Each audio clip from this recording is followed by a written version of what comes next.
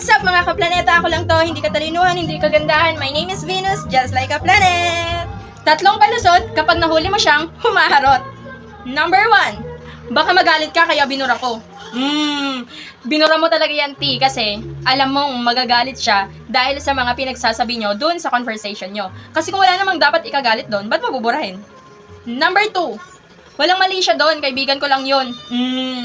Madalas, ayan talaga yung sinasabi ng mga palusot.com, kaibigan lang daw, pero nag-iibigan na pala. Ingat-ingat, guys! Number 3, ikaw ang nagkulang. Mali yan. Nagkulang ako or hindi ka talaga nakontento. Kasi kung may kulang sa akin, dapat in the first place, sinabi mo na para napunan ko yung pagkukulang ko na yon.